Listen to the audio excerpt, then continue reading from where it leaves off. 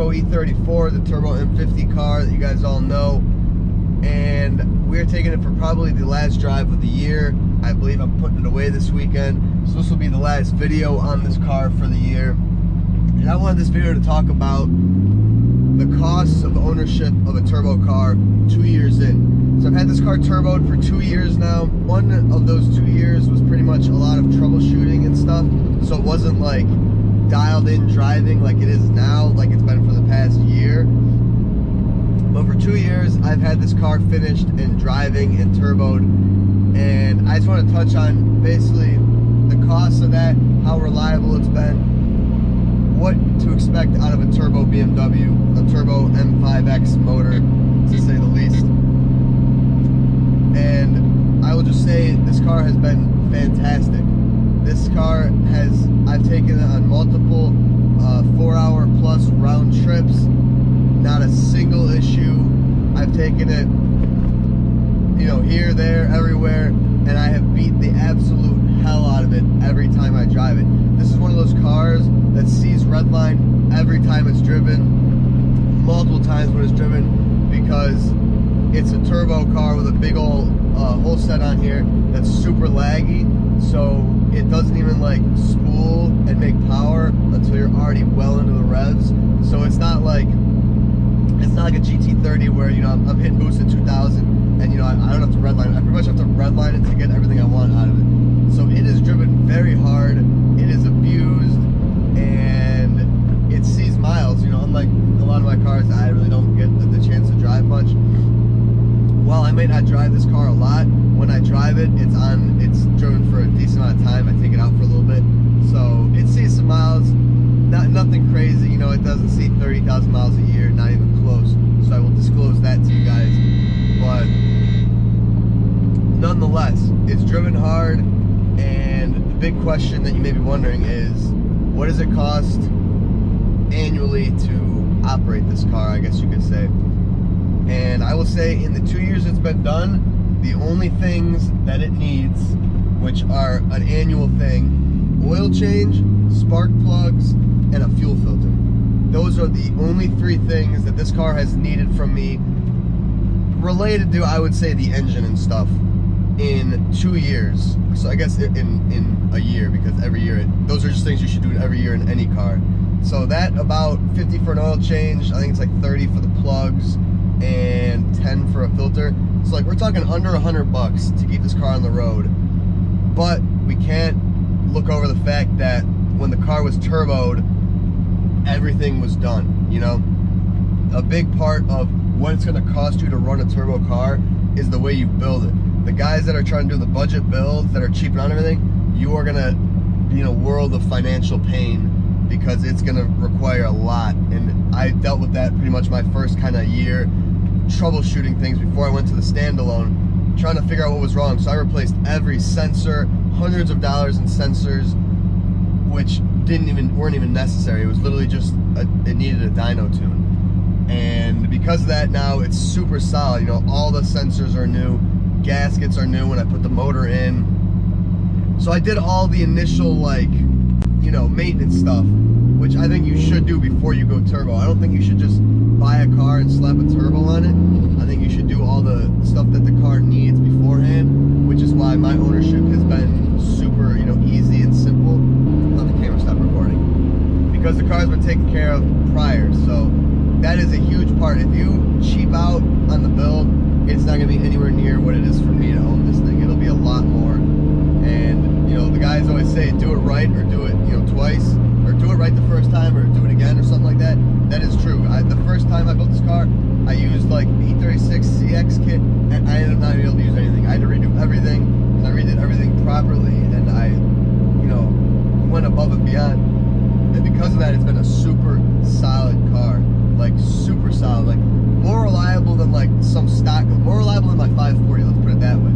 And given the 540 is, I'm fighting stuff from the previous owner, or the previous swap and stuff, but regardless, you know, this car, a lot of attention and money went into it to begin with, and because of that,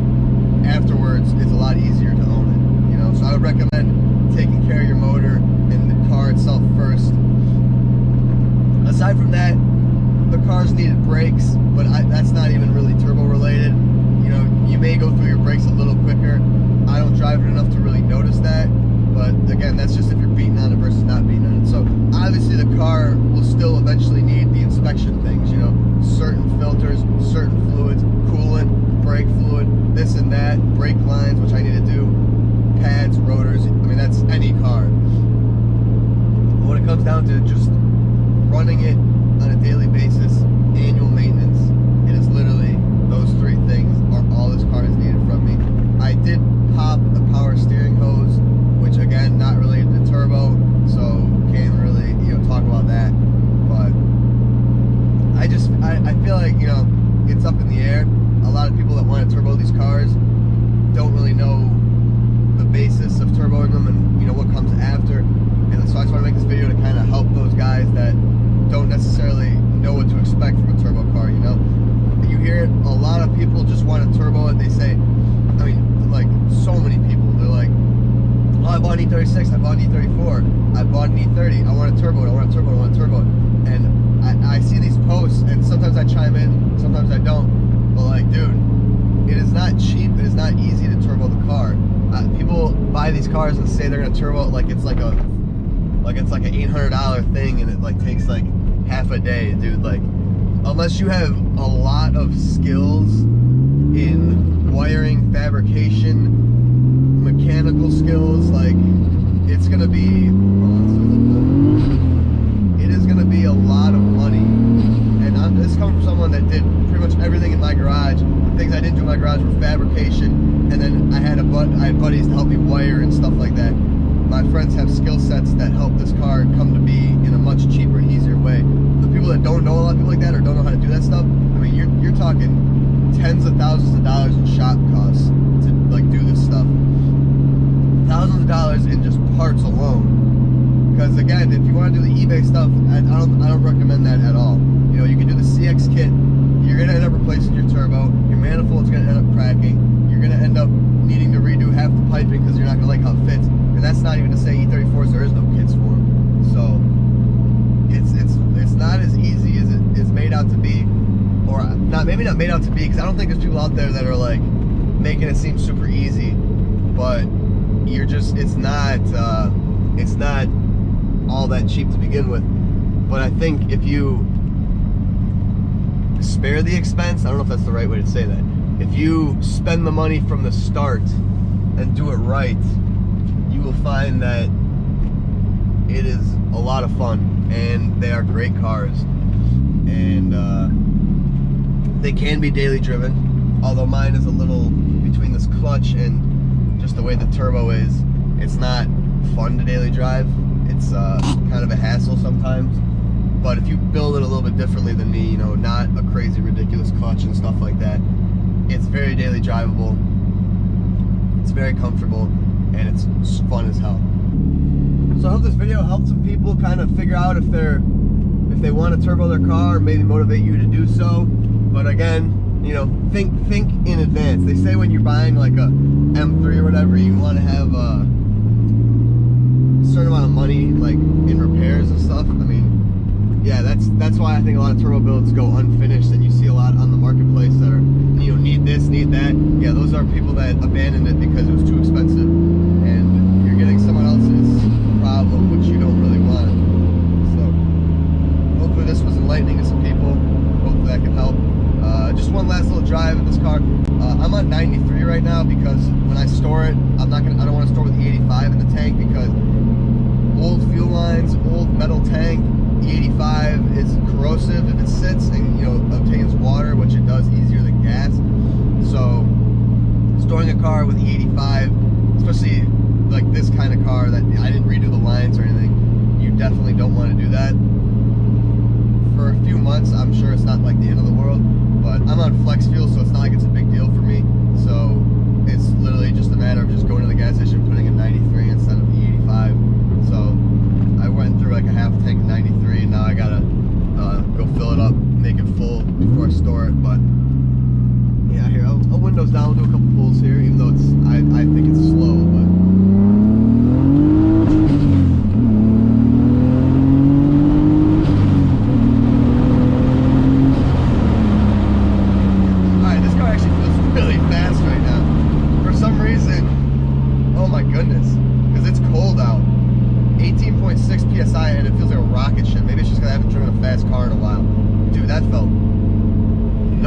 sounds crazy. I don't even want to put this car away now, dude. I hardly drive it all summer. Boost weather's here. And, you know, I'm not even on 80, 85 anymore. I'd be, actually 85's on a winter blend now. Wow, that was fun. I'm gonna record that. I think we'll go full.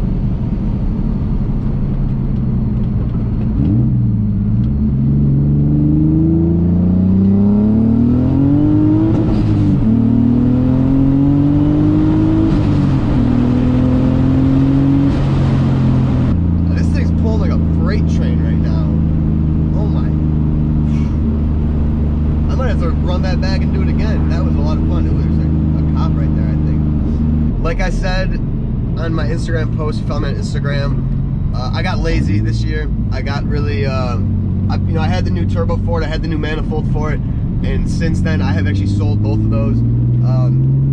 I was gonna go big bad 69mm Borg Warner turbo, and then I thought about it. That's bigger than this, probably not as laggy just because it's a nicer turbo, but it would still be pretty laggy and a pretty like late to spool turbo. It's a 2.5 with a low compression head gasket. A 69mm turbo is like probably the biggest that anyone's ever put on an M50. It's just not worth it. I want this car. To me, this car it's reliable, daily drivable, but it's not a daily driver because the way it drives, you know. But it's such a late spooling turbo. By the time I build boost, I'm speeding already. So you're not gonna to be speeding and then hit like 25 psi of boost. You're going from like 60 to like 100, right? Like I'm getting arrested. There's like it's. I literally have to drive this thing on the highway or on a wide open empty road. And while that's fun, I don't get the chance to go out and do that all the time. So it's like the car's like it's never used, and I feel bad letting it sit because this is like my most fun car. I've built this car from the ground up, and I freaking love it, and it's so satisfying to drive, just knowing this is, you know, my car, my work here. But just the way it's not drivable in the way I want to drive it, the way take it to class, take it here, take it there. The clutch is part of the reason. It's just such a heavy clutch, it makes it really hard to drive. But that's not the end of the world. But it's just the drivability factor with the turbo. I think a nice GT35 style. That's, you know, precision, or a Garrett, not a HX35 whole set, which is junk. I think that will transform it, you know, boost a lot earlier, which will make it a whole nother beast. And then I'll kick it up to, it'll probably be about 600 wheel. Maybe not 600, I'll probably stop around like 550, just for safety reasons. Or otherwise the car, everything's on this car is set up to, the motor's probably good for about 600. Just ARP studs and a MLS head gasket with a spacer. So I'd say she'd do about 600, and that's like really pushing it. So I don't necessarily want to build that's pushed to the end of its like safety, because then you're fighting a lot of issues and potentially blowing things up. But this car, it's all in the tune really. So this car's been tuned really good for a year and a half now, and it's tuned at about 25 psi on E85, which is safe. It's making 421 wheel, which is safe for what's done to this motor. So it is just perfectly fun and reliable and safe. So when you go, you know, higher horsepower, you get to the end of the life expectancy of something, and it might run into more issues. But anyway, that's the Turbo E34. I hope this video taught you guys something. I'll see you in the next one, whatever car it may be, because now a lot of the fun cars are put away. But I'll see you guys.